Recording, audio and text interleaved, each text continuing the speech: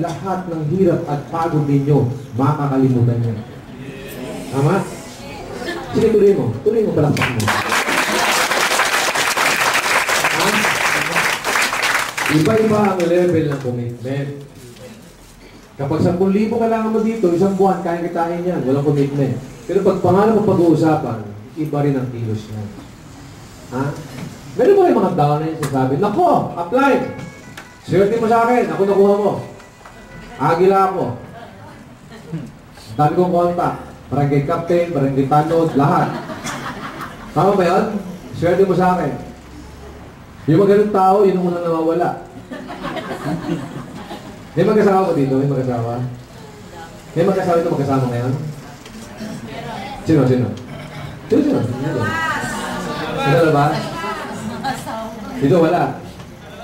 O diba, wala mag-asawa eh. Kasi may mag-asawa. Sabi ng lalaki, oh. Sabi ng lalaki, sinigaw yung asawa niya, hoy! Asawa ko, babae! Napakawalang kwenta mo! Lagi mo ko ina-under! Ha? Lagi mo ko inihiya!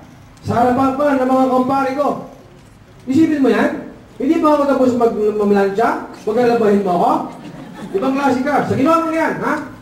Sa ginawa mo yan, magpapakamatay na ako. Sabi nila, magpapakamatay na ako.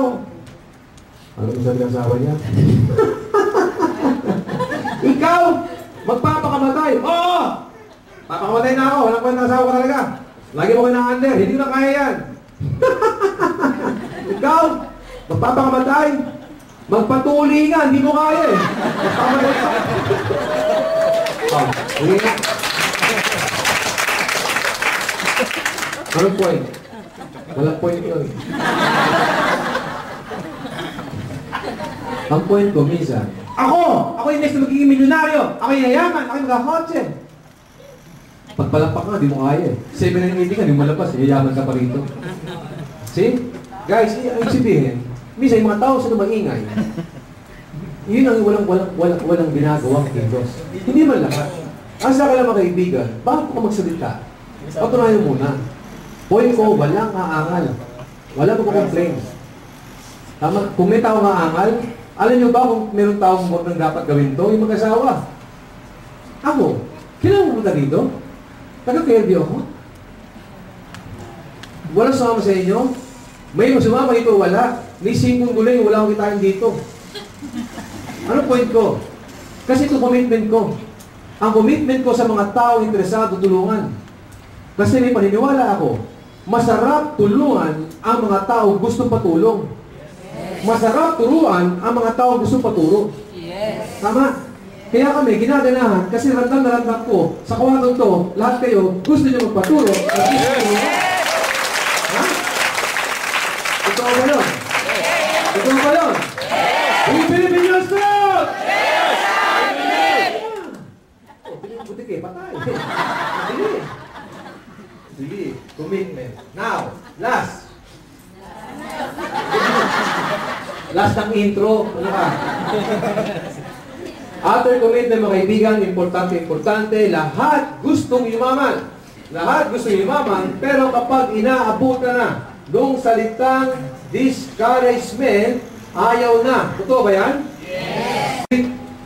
Pero pag isipin nyo, pag nag-quit kayo, hindi kayo nag-quit sa speaker.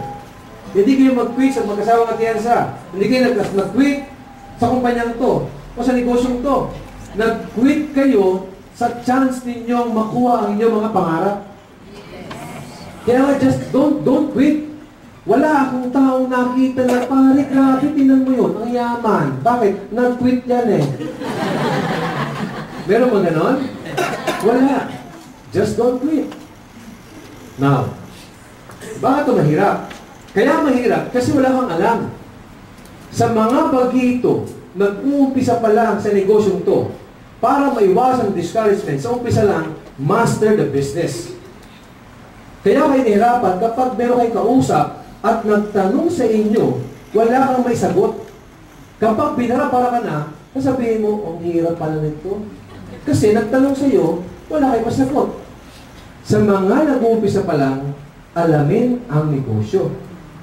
Do not entertain negative thoughts. Ay, yung tipong negative thoughts na mahirap yata, hindi ko na kaya. Second, do not entertain negative people. Sino yung mga negative people? Yung magsasabi sa inyo, hindi mo to kaya. Ito yung mahirap. Ano yung mga discouragement? May gagawin nyo? Pyramiding. Wala akong pera. Ayaw ng asawa ko. Ayaw ng magulang ko. Pare-pareho yan. Pinapayaman mo lang si upline. Malayo. Malang produkto. Tama mo ba? Yes. Busy ako. Wala akong time. Wala akong pera. Isa-isay natin. Walang time. Kaya ka discourage kapag may inibitahan ka, sabi siya walang time. Common sense. Ang tao walang time, okay lang. Ang taong busy, okay lang. Kung yumayaman o nababago ang buhay niya. Kung wala kang time, busy ka, tanong, saan ka busy? Saan ka busy? Busy ka para yumaman ng tao.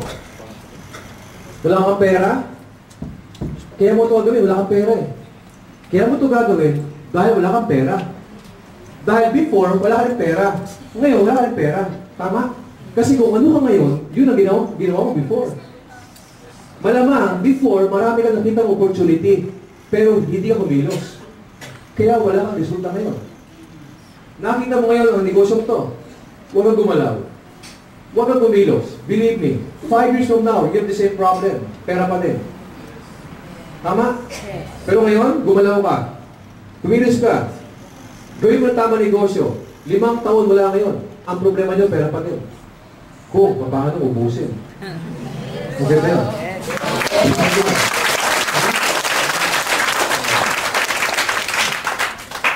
Walang time, ayaw ng asawa. Kaya ayaw ng asawa mo, kaya ayaw ng magulang mo, hindi nila alam to. O dapat ipaalam mo sa kanila. Ano pa? Pyramiding. Ang pyramiding, mga kaibigan, kung sino na ako na, yun ang mayaman. Dito, ngayon ka mag-umpisa, kahit yung mga nauna sa'yo, pwede mo nagpasa ng kinikita. Ang pyramiding, puro pera-pera pinag-usapan. Tayo may produkto. Ano ba? Malayo.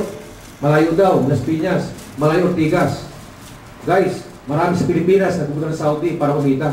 Tanong, ano malayo? Ortigas o Saudi? Ano? Ano pa? Wala ka! Tama ba yun?